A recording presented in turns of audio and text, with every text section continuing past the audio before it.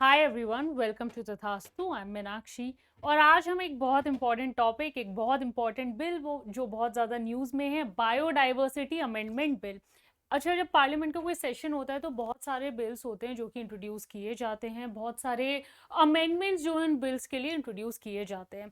तो ये हमारा एक ऐसा ही बिल है जिसमें कुछ अमेंडमेंट सजेस्ट किए गए थे। इंपॉर्टेंट हमारे लिए क्यों हो गया? क्योंकि वो जो अमेंडमेंट है उनके अगेंस्ट जो प्रोटेस्ट हो रहा है कि वो जो अमेंडमेंट सजेस्ट किए गए हैं, जो चेंजेस बेसिकली क्या है कि कुछ चेंजेस सजेस्ट किए गए हैं कि हम जो है अब इस बिल में कुछ चेंजेस कर सकते हैं। तो जो चेंजेस सजेस्ट किए गए हैं वो बहुत ज़्यादा कंट्रोवर्शियल है, इसलिए इस बिल के अगेंस्ट जो है प्रोटेस्ट भी हुआ।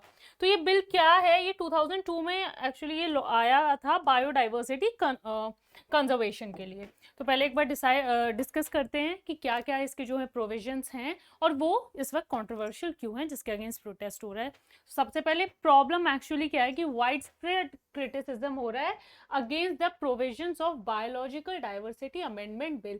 जो हमारा ओरिजिनल बिल था ना, वो 2002 में इंट्रोड्यूस किया गया था। अब जैसे कि एक दिन और हमने बात की थी कि कॉन्स्टिट्यूशन भी हमारा इसी तरीके से है, जब बना था तो उसमें कुछ प्रोविजंस छोड़ दिए गए थे कि आगे जाके अगर पार्लियामेंट को टाइम के अकॉर्डिंग कोई नीड लगती है ना, तो उसमें कुछ ना कुछ चेंजेस बना सके, क्योंकि समय बदलता रहता है, बहुत सारे जो है चेंजेस आते रहते हैं। उसी तरीके से जब डिमांड थी 2002 में, तो ये बायोलॉजिकल डाइवर्सिटी बिल हमारा इंट्रोड्यूस किया गया था। लेकिन अब ऐसा लगता है गवर्नमेंट को, पार्लियामेंट को लगता है कि कुछ जो है इस बिल में हम चेंजेस करने चाहिए, क्योंकि अब उन चेंजेस की जो है रिक्वायरमेंट है। इस तरीके से चीज़ें जो है चेंज हुई है। अब जो हमारे बायोलॉजिकल डाइवर्सिटी एक्ट आया था 2002 का, इसका पर्पस क्या था? ठीक है, पहले इसका पर्पस जान लेते हैं, फिर हम समझेंगे कि क्यों अमेंडमेंट आए और वो कंट्रोवर्शियल क्यों है। तो हमारा यूनाइटेड नेशन, मैं हमेशा इसको इस तरीके से याद करती हूँ, United nation convention on biological diversity. तो यूनाइटेड नेशन तो हम इजीली याद रख लेते हैं, बहुत बड़ा नाम हो जाता है, कन्वेंशन ऑन बायोलॉजिकल डाइवर्सिटी, तो सिंपल हम सीबीडी यूज करेंगे। सीबीडी यानी कि कन्वेंशन ऑन बायोलॉजिकल डाइवर्सिटी। तो यूनाइटेड नेशन का 1992 में जो है हमारा आया था। तो इस जो एक्ट था, इसको इफेक्ट देने के लिए इंडिया ने भी 2002 में बायोलॉजिकल डाइवर्सिटी एक्ट लॉन्च किया था। अब एक बार पहले ये देखते हैं कि सीबीडी जो था हमारा, कन्वेंशन ऑन बायोलॉजिकल डाइवर्सिटी, वो किस लिए आया था। 3 वर्ड हमें याद रखने, की वर्ड से हमारे इंपॉर्टेंट हो जाते हैं: सस्टेनेबल, फेयर एंड इक्विटेबल। ठीक है, यूएनसीबीडी के 3 मोटो थे हमारे: sustainable, fair and equitable, distribution of benefits from use of biological resources, या हमारी कोई भी ट्रेडिशनल नॉलेज। फॉर एग्जांपल, अब जैसे हमारे कुछ ना ट्रेडिशनल प्लांट्स होते हैं, जैसे टर्मरिक है, हमारी टर्मरिक हम वूंड्स जो होते हैं हमारे हील करने के काम आता है ना, नीम ऑयल है हमारा, उसको हम यूज कर सकते हैं। तो उस तरीके के जो हमारे बायो रिसोर्सेज हैं, उनको कोई एक्सप्लॉइट ना कर सके, वो जो ट्रेडिशनल नॉलेज है उसको हम कंजर्व कर सके। हर कंट्री के पास राइट है कि अपनी जो ट्रेडिशनल नॉलेज है उसको प्रिजर्व करके रख सके। तो यूनाइटेड नेशन ने सीबीडी ये जो लॉन्च किया था 1992 में, उसका मकसद था कि अगर मान लो हमारे पास, जैसे ये पता है हमें कि हम टर्मरिक से क्या कर सकते हैं ना, खाने के अलावा वो जो है किस लिए भी काम आ सकता है, वूंड्स को हील करने के लिए काम आ सकता है। कि कभी ब्लीडिंग होती है, हम उस पर टर्मरिक हल्दी अपनी लगा देते हैं, तो ब्लीडिंग जो है इमीडिएटली रुक जाती है। अब ये हमें पता है, इंडियंस को अच्छे से पता है कि टर्मरिक को हम किस तरीके से खाने के लिए यूज कर सकते हैं, वूंड को हील करने के लिए यूज कर सकते हैं, कॉस्मेटिक प्रोडक्ट्स होते हैं हमारे उसमें यूज कर सकते हैं ना, फेस पैक्स और हमारी सारी इतनी सारी चीजें आती हैं जो नेचुरल फेस पैक्स बनते हैं हमारे, तो इस सब में हम टर्मरिक को यूज कर सकते हैं। लेकिन अब ऐसा तो नहीं, हम सेल्फिश तो नहीं हो सकते कि सारे बेनिफिट हमें पता है तो बस हम लोग ही यूज करेंगे। तो वो जो है इक्विटेबल शेयरिंग हो, मतलब बाकी दुनिया को भी पता चले कि हम जो है टर्मरिक को इस तरीके से इस्तेमाल कर सकते हैं। तो जब ये सीबीडी आया था, इसका मकसद ये था कि एक तो सस्टेनेबल हो, ये नहीं कि अब हमें पता है टर्मरिक से हो सकता है तो हम दुनिया की सारी हल्दी इसी तरीके से इस्तेमाल कर लेंगे। तो बिल्कुल सस्टेनेबल तरीके से हो, फेयर और जस्ट तरीके से हो, कुछ चीटिंग नहीं, एंड जो है इक्विटेबल डिस्ट्रीब्यूशन की। अगर आपको कुछ पता है ट्रेडिशनल नॉलेज, चलो वो पेटेंटेड है, हमें पता है, हमारे पास है, राइट, लेकिन हम शेयर तो कर सकते हैं जिससे बाकी जो पूरी दुनिया है वो भी इस चीज का फायदा उठा सके। तो ये आया था हमारा CBD, convention on biological diversity. अब इसी चीज को अब बहुत सी कंट्री ऐसी होगी भाई जिनके पास अलग होगा, कोई प्लांट्स उनकी कंट्री में मिलते होंगे, उनको पता होगा कि इस प्लांट का ये यूज किया जा सकता है ना। तो इस तरीके से ये आया था कि जो सभी कंट्रीज हैं वो इक्वल, अगर किसी को किसी से फायदा मिल रहा है तो ये चीजें जो है सबको पता होनी चाहिए, तो पूरे जो वर्ल्ड है वो अच्छे से डेवलप करेगा। तो ये 2002 में लॉन्च किया गया था, और इसी को इफेक्ट देने के लिए अब हम शॉर्ट में आए तो इंडिया ने हमारा लॉन्च किया था बायोलॉजिकल डाइवर्सिटी एक्ट। इंडिया का आया था 2002 में, और सीबीडी आया था हमारा 1992 में। ठीक है, चलो अब 1992 में जो सीबीडी आया था उसको इफेक्ट में लाने के लिए इंडिया ने लॉन्च कर दिया बायोलॉजिकल डाइवर्सिटी एक्ट इन 2002। उसमें 3 स्ट्रक्चर थे, स्ट्रक्चर भी याद रखना, 3 कीवर्ड्स तो देख लिए, फेयर, इक्विटेबल एंड जो हमारे 3 जो स्ट्रक्चर हैं जो इसमें इंपॉर्टेंट है, स्टेट बायोडाइवर्सिटी बोर्ड बने थे, किस पे है, स्टेट पे बने तो स्टेट लेवल पे होंगे, वैसा ही हमारा नेशनल बायोडाइवर्सिटी अथॉरिटी है जो हमारी नेशनल लेवल पे थी, एंड एक और है हमारी बायोडाइवर्सिटी मैनेजमेंट कमिटीज, ये थी हमारी लोकल लेवल पे। कैसे समझ सकते हो, सेंट्रल गवर्नमेंट है, स्टेट गवर्नमेंट है, फिर हमारी लोकल गवर्नमेंट है, हमारे पंचायत हैं, म्यूनिसिपैलिटीज हैं, ये सारे इस तरीके से हमारी गवर्नमेंट भी ऐसे फंक्शन करती है। वैसे ही हमारा एनबीए फंक्शन करता है कि एक नेशनल लेवल पे है, एक स्टेट लेवल पे है, एक लोकल लेवल पे है। जब हम यूपीएससी के लिए बहुत सारी चीज़ें पढ़ रहे होते हैं ना, तो यूजुअली हमें बस ये देख लेंगे कि इस तरीके से हमारे पूरा स्ट्रक्चर है। स्ट्रक्चर देखना मत भूलना, क्योंकि इस बार जो है 2023 के प्रीलिम्स में आपसे यहाँ से क्वेश्चन पूछा गया है, वो आगे चल के सॉल्व करेंगे। क्वेश्चन भी था आपका बायोडाइवर्सिटी मैनेजमेंट कमेटी से, तो ये बहुत मुश्किल थोड़ा सा खैर हो जाता है कि हम जो है स्पेसिफिक फंक्शन, क्योंकि सिर्फ यही टॉपिक नहीं होता, आपके पास बहुत सारे टॉपिक होते हैं, पर एक बार हम डिस्कस जरूर करेंगे कि हम ऐसे क्वेश्चन किस तरीके से सॉल्व कर सकते हैं।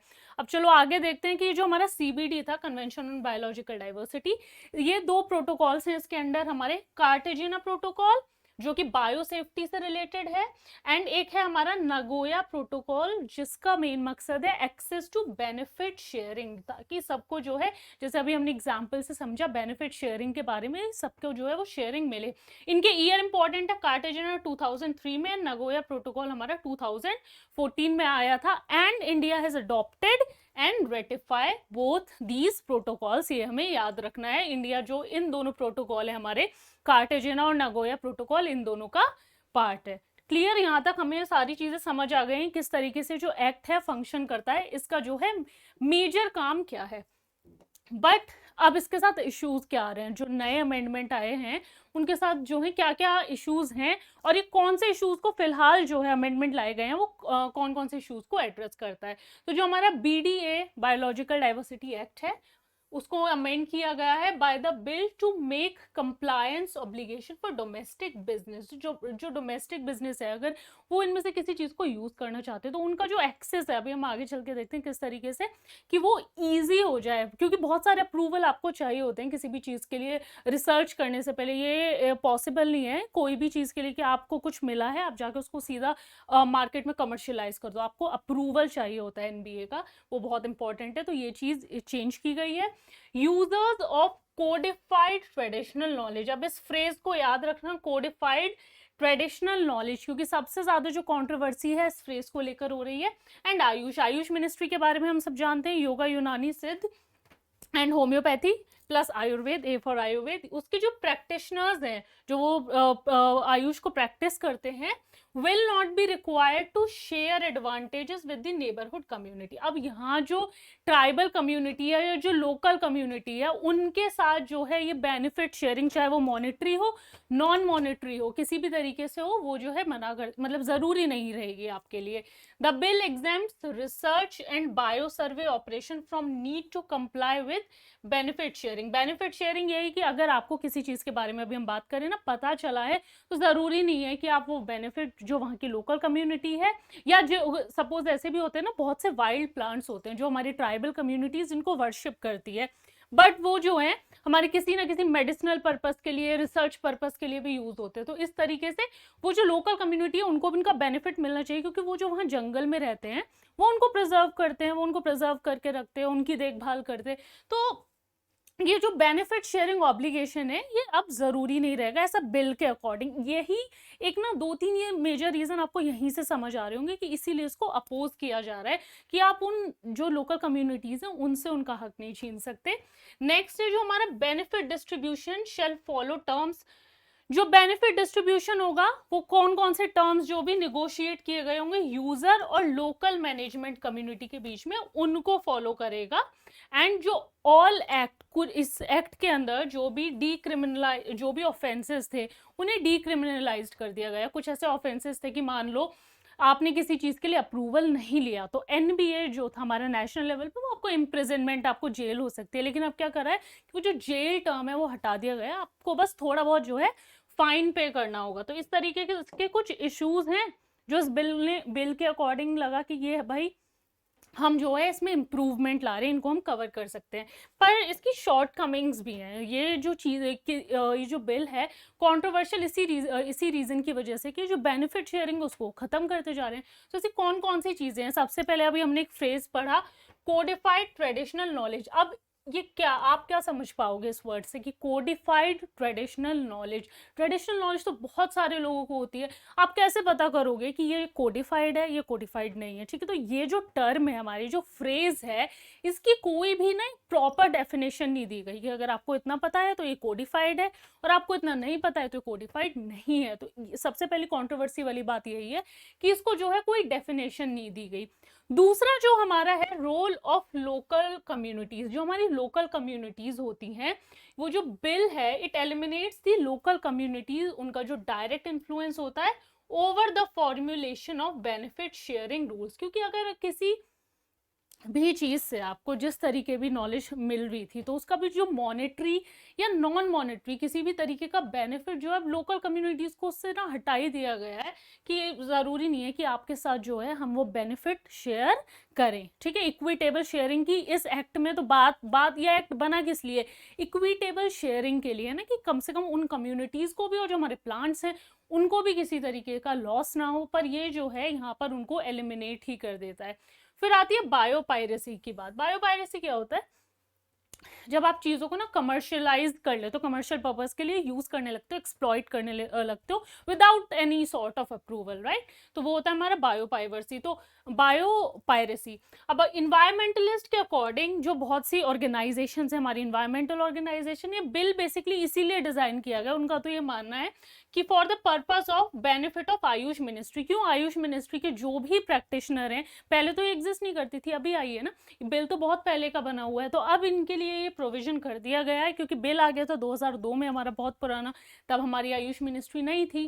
तो अब इनके लिए ये प्रोविजन कर दिया गया कि अगर आप अपनी रिसर्च के लिए, ठीक है, आयुर्वेद, योग, यूनानी, सिद्ध, होम्योपैथी, आप अपनी रिसर्च के लिए अगर इनमें से कुछ भी यूज करो तो आपको किसी अप्रूवल की जरूरत नहीं है। ठीक है, एडवांटेज और जरूरी भी नहीं है कि आपको जो रिसर्च मिली है, जो एडवांटेज आपको हुआ है वो आप किसी के साथ शेयर करो। तो ये ऑफ कोर्स अपने आप में कंट्रोवर्शियल बन जाता है। क्यों? क्योंकि एक्ट 3 प्रिंसिपल चलता है, 3 प्रिंसिपल्स पे हमारा चलता है, fair, equitable and benefit sharing, है ना, इस तरीके से हमें रखना है। बट यहाँ पे जो इन दो प्रोविजंस को वो जो हमारे 3 कीवर्ड्स हैं जो इस एक्ट का मोटो है उन्हीं को खत्म कर रहा है। फिर आते हैं possible legal abuse bye drawing an artificial boundary between a registered Ayush practitioner and a registered business entities जो हैं हमारी, जो स्पेशली डोमेस्टिक कंपनीज हैं, उनके लिए थोड़ा सा ही ईजी कर दिया गया है कि आप जो है डायरेक्टली जो है अप्रूवल ले सकते हो। उसके बाद जो हमारा एनबीए के जूरिसडिक्शन की बात होती है, अभी हमने एनबीए के बारे में देखा था ना कि किस तरीके से उनके पास राइट होते हैं कि अगर किसी ने कंप्लाई नहीं किया है उनके प्रोविजन से तो उसको जेल भी भेज सकते हैं। बट अब तो खैर वो सारे एक्ट जो हैं डीक्रिमिनलाइज कर दिए गए हैं, सारे ऑफेंसेस। तो ये जो एनबीए के जूरिसडिक्शन को ना इनक्रोच करता है कि एनबीए के पास जो पावर थी एक तरीके से उसको इनक्रोच किया जा रहा है। किस तरीके से? कि एक तो 16 जो एक्स ऑफिशियो ऑफिसर्स होंगे सेंटर के वो भी इसका पार्ट रहेंगे, and this clause was included to limit the NBA's jurisdiction capacity, कि एनबीए का जो jurisdiction है हम उसको वीक कर सकें, ताकि जो आयुष प्रैक्टिशनर्स हैं या फिर जो पर्पसली जो बिजनेसमैन है उनको बहुत ज़्यादा फायदा इस चीज़ का मिल सके, क्योंकि अभी तो ऐसे बहुत सारे प्रोविजन है कि उनको जो है परमिशन लेनी होती है. Now concern was also raised about the clause that state that business must need NBA's approval only. अब यहाँ पे एक चीज देखना कि जो बिजनेस है अगर वो किसी भी चीज को यूज करना चाह रहे तो उन्हें जो एनबीए का अप्रूवल है ना तभी लगेगा when they want to commercialise anything. अगर मान लो उन्होंने किसी प्लांट से कुछ रिसर्च निकाली, ठीक है, किसी तरीके से, अब उनको रिसर्च सक्सेसफुल भी रही तो उन्हें बस एनबीए का अप्रूवल तभी लेना है. इससे पहले क्या होता था कि आपको जब अप्लाई करना था ना पेटेंट के लिए तब भी आपको अप्रूवल चाहिए था एनबीए का कि हम जो है इस प्लांट के ये जो हमने प्रोडक्ट बनाया इसका पेटेंट चाहते हैं तो हमको अप्रूवल चाहिए. पर अब क्या हो गया है कि आपने पेटेंट, आपको सबकी जरूरत नहीं है, आपने बना लिया प्रोडक्ट, अब आपको सीधा मार्केट में उतारना, उसको जो है कमर्शियलाइज करना है, तभी आपको जाना पड़ेगा एनबीए के पास कि हमें ठीक है हमने जो है प्रोडक्ट बना लिया है अब बस अप्रूवल दे दो ताकि हम इसको जो है मार्केट में उतार सकें, इसको कमर्शियलाइज कर सकें. ये हमने ऑलरेडी देख लिया. नेक्स्ट पॉइंट हमारा decriminalisation, decriminalising offences like biopiracy, ठीक है, and making them civil offences, उनको सिविल ऑफेंस बना दिया गया है rather than criminal offence. The bill undermines the act's deterrent effect, और सबसे ज्यादा इसमें जो है एनबीए की जो ज्यूरिसडिक्शन है उसको कर्टेल किया जा रहा है. It also remove power of NBA to file FIR, क्योंकि अब सिर्फ जो है इम्प्रिजनमेंट हटा दिया गया है, छोटी मोटी जो है आपको जो है पेनल्टी देनी होगी. एंड लास्टली हमारा एग्जेम्पशन फॉर डोमेस्टिक कंपनीज, जो हमारी डोमेस्टिक कंपनीज हैं उनके लिए कुछ जो है एग्जेम्पशन दिए गए हैं. Only foreign controlled companies would need to seek permission for using biodiversity resources, यानी कि हमारी जो डोमेस्टिक कंपनीज हैं अगर वो कुछ यूज करना चाहती हैं हमारे बायोडाइवर्सिटी रिसोर्सेज को तो उनको जरूरत नहीं है अप्रूवल की, जो सिर्फ फॉरेन कंपनीज होंगी उन्हीं को जो है ये अप्रूवल लेना पड़ेगा. तो ये थे इस बिल से रिलेटेड कुछ कंट्रोवर्शियल प्रोविजंस. अब देखते हैं क्वेश्चन की बात की थी ना मैंने कि 2023 में हमसे क्वेश्चन पूछा गया, तो क्वेश्चन क्या है, consider, just a minute, consider the following statements. अब हमें दो स्टेटमेंट दी गई हैं उसमें देखते हैं. स्टेटमेंट नंबर 1 क्या कहती है, in India the biodiversity management committees. अब सबसे पहले बायोडाइवर्सिटी मैनेजमेंट कमिटीज कहाँ होती है, हमारी लोकल लेवल पर. अब आप कितना भी पढ़ के जाओ ना आप स्पेसिफिकली ये नहीं पढ़ोगे कि क्या फंक्शन है, बहुत सारी चीजें होते हैं हमारे पास पढ़ने के लिए. तो ऐसे कुछ क्वेश्चन होते हैं जो हम डायरेक्टली एग्जाम प्रेशर में भी कॉमन सेंस से हम सॉल्व कर सकते हैं इजीली. तो देखते हैं, हमसे पूछा है इंडिया में जो बायोडाइवर्सिटी मैनेजमेंट कमेटी होती है are key to realisation of the objectives of Nagoya protocol. Nagoya protocol हमसे क्या कहता है, एक्सेस टू बेनिफिट शेयरिंग, है ना, बेनिफिट शेयरिंग की वो हमसे बात करता है. नागोया प्रोटोकॉल के बारे में हमने पढ़ा और इंडिया ने रेटिफाई, देखो सारे प्रोटोकॉल्स तो पढ़ना इंपॉर्टेंट है, राइट. अब ये भी नहीं कि हम प्रोटोकॉल्स नहीं पढ़ेंगे, बहुत ज्यादा इंपॉर्टेंट है. कौन सी ट्रीटी, क्योटो प्रोटोकॉल है हमारा, इतने सारे सीसीडी का इंडिया पार्ट है, तो ये प्रोटोकॉल हमारे लिए इंपॉर्टेंट है. नागोया हमें पता है क्या कहता है, बेनिफिट शेयरिंग की बात करता है, राइट. एनबीए हुआ हमारा, एसबीए हुआ हमारा, बीएमसी क्या हो, ये सब कौन से एक्ट के अंडर बन गया, बायोलॉजिकल डाइवर्सिटी एक्ट, जिसका मोटो क्या है, सीबीडी को जो है इफेक्ट में लाना. वो क्या कहता है, फेयर इक्विटेबल बेनिफिट शेयरिंग, ठीक है. तो यहाँ से हमें बहुत इजीली पता चल जाएगा कि जो हमारी ये बीएमसी हैं, बायोडाइवर्सिटी मैनेजमेंट कमिटीज हैं, नागोया प्रोटोकॉल को सपोर्ट करती हैं, क्योंकि नागोया प्रोटोकॉल का भी काम क्या है, बेनिफिट शेयरिंग को प्रमोट करना. तो ये हमारी स्टेटमेंट 1 करेक्ट हो गई. अब स्टेटमेंट नंबर 2 देखते हैं. जो हमारे बीएमसीज हैं, biodiversity management committee, they have important functions in determining access and benefit sharing. इसी की तो सबसे ज्यादा बात हो रही है, इसलिए तो इस वर्ड, ये जो पूरा एक्ट है इसके 3 कीवर्ड इतने ज्यादा इंपॉर्टेंट हैं. Including the power to levy collection fees on access of biological resources within its jurisdiction. अब इन एनबीए, एसबीए और हमारे बीएमसीज, एनबीए का क्या काम है, अप्रूवल देना. उसी तरीके से जो जिसके ज्यूरिसडिक्शन का काम होगा, फॉर एग्जांपल अगर बीएमसी की ज्यूरिसडिक्शन में कुछ चीज आ रही है and you want to use it, definitely you have to pay fees for it, right. वरना तो बायोपायरेसी हो जाएगी कि ठीक है प्लांट मुझे देखा, मुझे पता है इसके क्या यूजेस हो सकते हैं, मैं बना के बेचने लगता हूँ, वो तो सही नहीं है, ठीक है. तो उसको लिए आपको क्या होगा, you have to they have the power to levy collection fees on access. अगर आप उनका कोई भी रिसोर्स यूज करना चाहते हो विद इन देयर जूरिसडिक्शन, तो उनके पास जो है ये पावर होती है कि वो जो है फीस आपसे ले सकें, फ्री में आपको ना दें। तो ये दोनों स्टेटमेंट जो है हमारे करेक्ट हैं। तो हमारा जो ऑप्शन है it is C, both 1 and 2 both statements are correct. हमसे जो है करेक्ट स्टेटमेंट पूछी गई है, ये हमें जरूर ध्यान रखना है कि करेक्ट पूछते हैं या इनकरेक्ट पूछते हैं, ठीक है। तो ऑप्शंस ऐसे होते हैं हम कंफ्यूज हो जाते हैं कि गलत पे भी टिक करके आ जाते हैं आंसर पता होते हुए भी। खैर ये तो इस साल आया था। एक और क्वेश्चन हमसे पूछा गया था 2019 में, जो आया था हमारा मेंस में। How is the government of India protecting traditional knowledge of medicine from patenting by pharmaceutical companies. तो इसमें जो हमारा बायोलॉजिकल डाइवर्सिटी एक्ट है वो एक बहुत इंपॉर्टेंट रोल प्ले करता है। अब तो जो अमेंडमेंट आए हैं वो कंट्रोवर्शियल हैं, लेकिन इससे पहले जो है ये एक्ट जो है एक इम्पॉर्टेंट रोल प्ले करता है किसमें, हमारी जो बायोडाइवर्सिटी है वो उसको गलत इस्तेमाल ना हो, ठीक है। बेनिफिट शेयरिंग हो, हमें भी पता हो कि ये प्लांट किस लिए यूज हो सकता है या कोई भी पर्टिकुलर चीज किस लिए यूज हो सकती है, और अगर किसी दूसरी कंट्री से हम ले रहे हैं तो उन्हें भी पता हो हमारे पास कुछ स्पेसिफिक चीज है तो उसे हम पेटेंट करा लें, ठीक है। तो आई होप आपको सारी चीजें क्लियर हो गई हैं। हो गई तो प्लीज वीडियो को लाइक कर देना, चैनल को सब्सक्राइब कर देना। Thank you.